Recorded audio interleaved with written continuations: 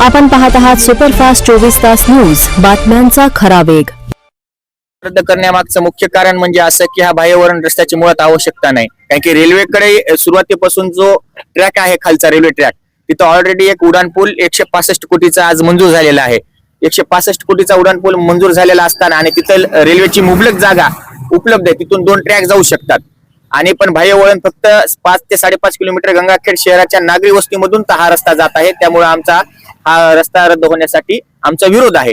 त्याचबरोबर दुसरा मुद्दा असा आहे की जो हा ट्रॅक परळी ते परभणी जाणार आहे, मग परळी ते परभणी ट्रॅक जाणार आहे तर गोदावरी नदी पात्रावर याचं प्रयोजन काय आहे?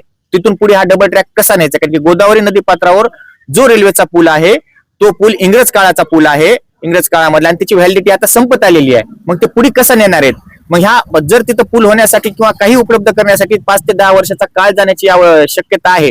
मग आजच लोकांच्या जमिनी घर पाडून का बळकीत आहेत? म्हणून त्यामुळे ह्यांच्याकडे उपलब्ध जागा आहे. गंगाखेडला उड्डाण पूल मंजूर झालाय, त्याच्यामुळे हा बाह्यवळण नागरी वस्ती आणि लोकांच्या चांगल्या जमिनीतून हा बाह्यवळण निघून नये असं आमच्या ठिकाणी ठाम भूमिका आणि ठाम हो हो नक्की नक्की. ज्या वेळेस संयुक्त मोजणी झालेली आहे ती संयुक्त मोजणी कोणत्याही शेतकऱ्याला विश्वासात न घेता किंवा कोणत्याही जमीन मालकाला, प्लॉट मालकाला, घर मालकाला विश्वासात न घेता परस्पर मनमानी प्रकारे करण्यात आलेली आहे. त्यामुळे आम्ही त्यांना संयुक्त मोजणीचा अहवाल मागितला तरी ते आम्हाला देत नाहीत. त्यांच्यावरच्या सह्या शेतकऱ्यांच्या नावाने इतर कोणी मारल्यास असा संशय शेतकऱ्यांमध्ये आहे. त्यामुळे ते संयुक्त मोजणीला आमचा विरोध आहे. काय बैठक, काय चर्चा? आम्ही रेल रोको आंदोलनाच्या माध्यमातून रेल्वे प्रशासनाचे काही अधिकारी आलते, त्याचबरोबर सिकंदराबादला आमचं शिष्टमंडळ गेलतं आणि नांदेड या ठिकाणी शिष्टमंडळ गेलतं. पण त्यांचं मत सुरुवातीला असं आलं की आम्ही तुमच्या जमिनी घेण्यासाठी आम्हाला काही इंटरेस्ट नाही. जो प्रोजेक्ट तुमच्या इथल्या एसडीएम कार्यालयाने जो रस्ता आम्हाला दाखवला किंवा जी जागा दाखवली तिथंच आम्ही घेणार आहेत, आणि त्यांनी जो की मोबदला काढलाय त्याच प्रकारे आम्ही मोबदला देणार आहोत. बाधित व्यक्तींना पण तुम्ही रेल्वे प्रशासनामध्ये नोकरीसाठी अप्लाय करताय? नक्की नक्की. बाधितांमध्ये आम्ही एक स्पष्टपणे सांगतो की बाधितांमध्ये जे शेतकरी आहेत, कारण की रेल्वे हा कमर्शियल प्रोजेक्ट आहे, त्याच्यातून उत्पन्न होणार आहे. त्याच प्रकारे शेती बी हे उपजीविकेचं साधन आहे. आम्ही म्हणत नाहीत की प्लॉट धारकांची स्पष्ट भूमिका आम्ही दिशाभूल कुणाची या ठिकाणी करणार नाही. ज्यांच्या शेत जमिनी जाणार आहेत त्या शेत जमिनीतल्या जे कोणी कुटुंबातील म्हणजे त्या बाधितांच्या कुटुंबातील लोकांना सरकारी नोकरी देणं हे शासनाला आवश्यकच आहे, कारण की त्यांचं उपजीविकेचे साधन जात आहे. अशा आमच्या अधिकारी यांच्याशी आपला संवाद झाला का? नक्की नक्की नक्की स्थानिक प्रशासनासोबत काही चर्चा? नक्की नक्की. स्थानिक प्रशासन हे अतिशय दिशाभूल करण्याचं काम करत आहेत. त्यामध्ये एसडीएम कार्यालयाचे काही क्लर्क आहेत, तहसीलचे काही माणसं आहेत, आणि हे सगळ्यांची जे एकूण 13 डिपार्टमेंटचा हा प्रोजेक्ट आहे की मोजणी, भाव ठरविणे, भाव देणे, झाडाची, या सगळ्या गोष्टी हे सर्व जे काही आहे ते एसडीएम कार्यालयाच्या अंडर किंवा एसडीएमच्या अंडर मध्ये येतं. पण आम्ही यांच्यासोबत वारंवार बैठका केल्या, निवेदनं दिले, रेल रोको केला, बऱ्याच अशा गोष्टी केल्या की काल परवा तर महिलांचा संयम तुटल्याच्या नंतर त्यांनी मागण्यांचा जाहीर केला. अशा बऱ्याच गोष्टी झाल्या, पण याच्याकडे एसडीएम कार्यालयानं कोणत्याही प्रकारचं लक्ष दिलं नाही आणि मनमानी प्रकारे कारभार सुरू आहे. आणि विशेष म्हणजे हे आंदोलन सुरू असतानाही सुरळवाडी या गावचा त्यांनी अंतिम निवाडा मार्गी लावला, त्यामध्ये शेतकऱ्यांवर अन्याय केला. त्यामुळे आता प्लॉट धारकांवर ते अन्याय अशाच करण्याची शक्यता आहे. त्यामुळे आमची स्पष्ट मागणी आहे की हा प्रकल्पच आम्हाला रद्द करायचा आहे.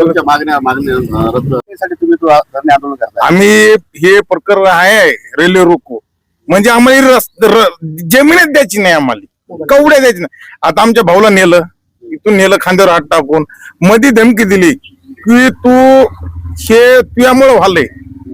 अशी दादागिरी नाही.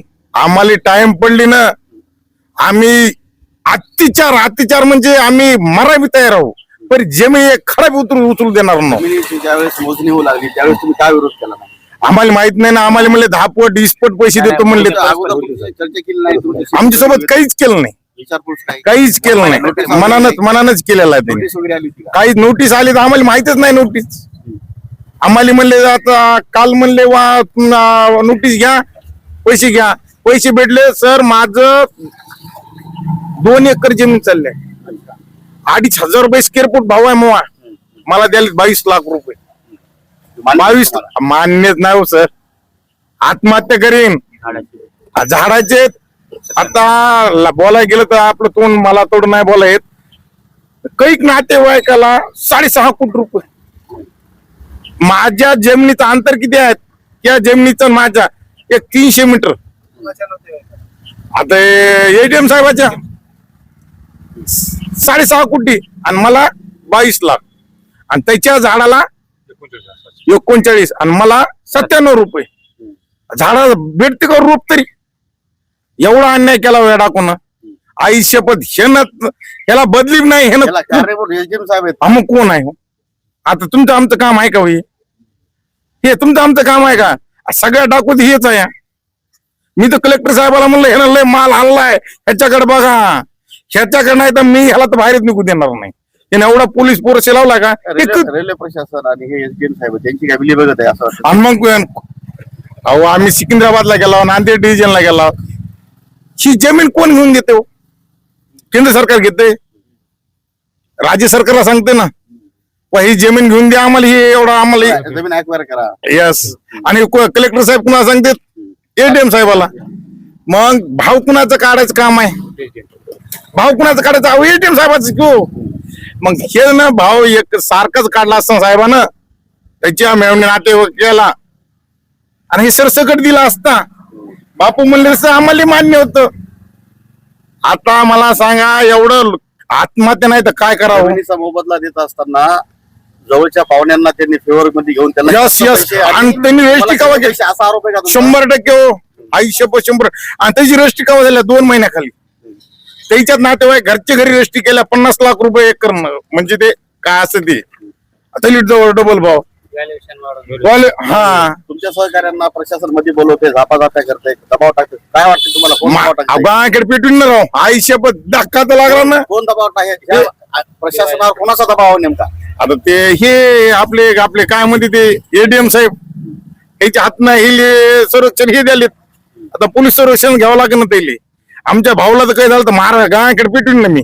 आयुष्यपत बापाचं नाव बी सांगणार नाही. काय मागणी आहे आता तुमचं? जर विरोधच करायचं आम्हाला. खाडा बी देणार नाही, उचलू बी देणार नाही त्याला.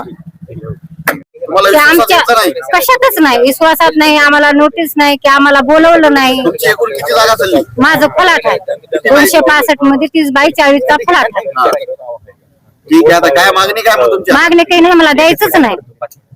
ठीक आहे. द्यायचंच मारले आम्हाला. नुसतं ह्याला यायला सुद्धा सांगितलं नाही आम्हाला. सर्वेला यायला तेवढी सुद्धा लोकांनी माहिती सांगितली नाही. कशामुळे सांगितले नाही? आमचं पण घर आहे, आम्ही आज मजूरदार येतो. रोज आम्ही 200-300 रुपये रोज आम्ही काम करतो. आम्हाला 2 मुलं येतो. आम्ही 10 वर्ष झालं पलाट घेतले. आम्हाला तर काहीच रक्कम येत नाही. आम्ही पुढच्या निर्णय कसे घ्यावा? तुम्ही आम्हाला आकर्षण दाखवलं की 4 पटणे भेटणार आहे, 10 पटणे भेटणार आहे म्हणून आम्ही सहकुशीनं शांत बसलो. सरकारने आम्हाला सहकुशीनं चांगला मदत दिला असता तर आम्ही सहकुशीनं तुम्हाला मान्यता केली असती. आम्हाला काही गरज आहे का तुमच्या संघ धक्काबुक्की करायची? हा, शिव्या दिल्या अधिकाऱ्यांनी, हे दिलं आम्हाला. का दिलं? हा, कशामुळे करतात हे? आम्हाला आमचा हक्काचं आम्हाला तुम्ही दिलंच पाहिजे. हा, आज अधिकाऱ्यांनी दिले तुम्हाला? शिवाय कोणत्या अधिकाऱ्यांनी दिले? राठोड सर म्हणले आम्हाला, तुम्ही म्हणले पक्ष मी त्यांना काय केलं, फलाट नंबर सांगितला, सर्वे नंबर सांगितला. सर म्हणलं आमचं असं असं फलाट आहे म्हणलं.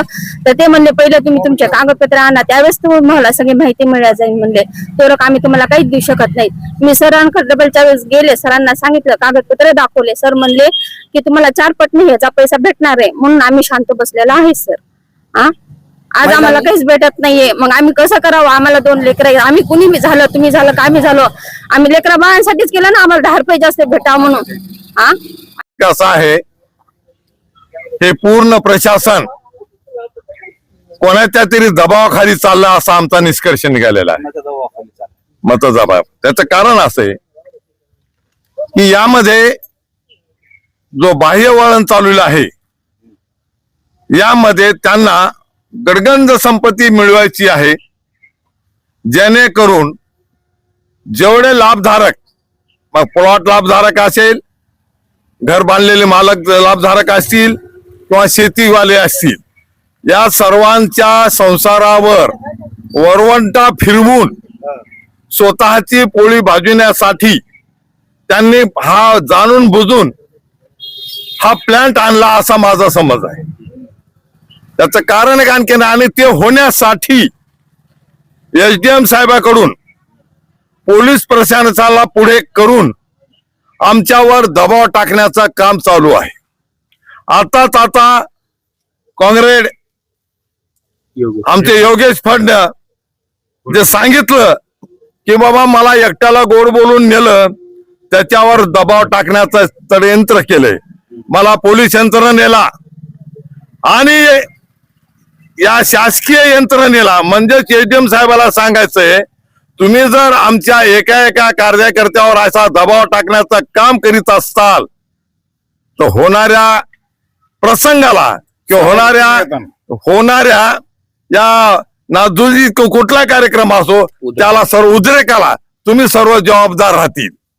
अहो या माणसाचा एवढा उद्रेक झालाय, आम्हाला तर जागा द्यायचीच नाही साहेब. आमचा हा ठाम निर्णय. त्याच्यासोबत काही चर्चा केली होती का? आमच्या सोबत यांची अगोदर चर्चा करता वेळेस हो याची नाही ना मोजणी झालेलीच नाही. पंख्याखाली बसून मोजणी केली आणि दाखवलं मोजणी केली म्हणून आमचं जनता सगळे अडाणी आहे. किंवा त्यांना माहितीच नाही काय कर्मचारी त्या जागेवर बी नव्हते, मग मोजणी कुठून केली? काल भूसंपादन अधिकाऱ्यानं तर आम्हाला असं सांगितलं, एवढ्या लोकांचा जर सर्वे दाखवला तर एकाने तरी विरोध का दाखवला नाही? मला आश्चर्य वाटायला म्हणले. म्हणजे त्यांनी पंख्याखाली बसून हे केलेलं आहे. आणि आणखीन एक सांगतो तुम्हाला, या एसडीएम साहेबाचं कृत्य, माझा एक सवाल आहे आणि तुम्हाला पत्रकारांना माझी